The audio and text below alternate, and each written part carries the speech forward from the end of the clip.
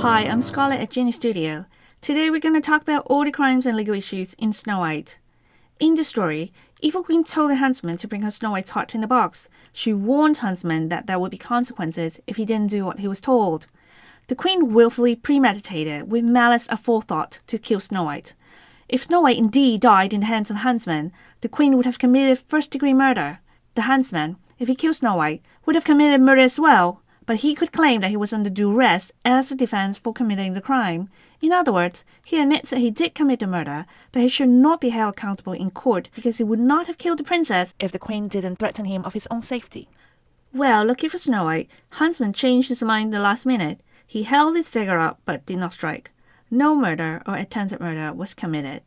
The huntsman put a pig's heart in the box and took that back to the queen. Let's say the queen rewarded him 50 gold and they went their separate ways.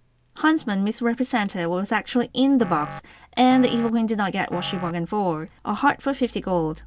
However, since murder is illegal, the deal between the queen and the huntsman was unenforceable. No court would help her get her money back. Her only option might be through illegal channels. So the moral of the story is to just stay in the light, and you're protected by the law. Most of the time. Snow White fled to the woods and found the dwarf's house. She trespassed into their house, cleaned the place, washed the clothes, and slept on their beds. In America, if one of the dwarfs was at home and had a gun and thought Snow White was some dangerous monster, he could have shot Snow White to death before she even entered the house. Welcome to America, Snow White. Snow White stayed with the 7 dwarfs and became their domestic worker in exchange for shelter. As a minor under the age of 18, she's considered a legal infant and lacked the capacity to enter into a legally binding contract. Besides, child labor is illegal unless it was a child working for a family business. It's unclear how old Snow White was, but let's assume she's a teenager. Teenagers are allowed to work for limited hours depending on her age and if it's a school day. Let's say Snow White claimed asylum because she would be murdered if she returned to her home. She's then under the custody of the dwarfs as her legal guardians. Doing chores at home then is no longer illegal, so you might as well stop complaining about your chores. Now let's talk about the poison apple. Lacing an apple to make Snow White unconscious, it's a felony, much like date rape drugs. This time, it's actually not murder because Snow White did not die.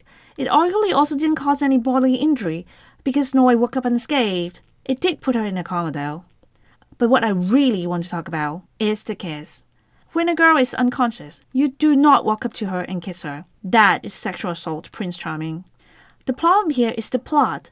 The story made it okay for the prince to kiss an unconscious girl because it was the only antidote for the sleeping death. Not okay. What you can do, though, is CPR. You can perform CPR to an unconscious person. It yields the same result in this case. Snow White woke up from a long sleep, saving her all the manual labor of cooking and cleaning for the dwarfs, and conveniently found by her true love when she woke up. It is worth noting that the evil queen is the only one who died in the story, and her cause of death is arguably linked to the 7 dwarfs. The queen might have trespassed the house, but her retreating from it would negate any need for aggression by the 7 dwarfs. They chased the ugly old lady to the edge of the cliff and cornered her, and the queen would not have died but for the angry mob of the 7 dwarfs chasing her with pickaxes.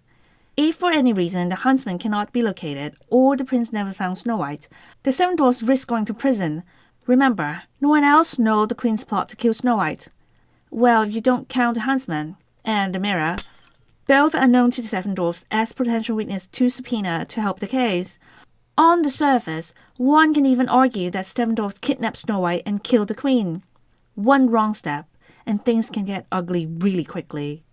So there you have it, Snow White. Coming up next is Cinderella. Stay tuned.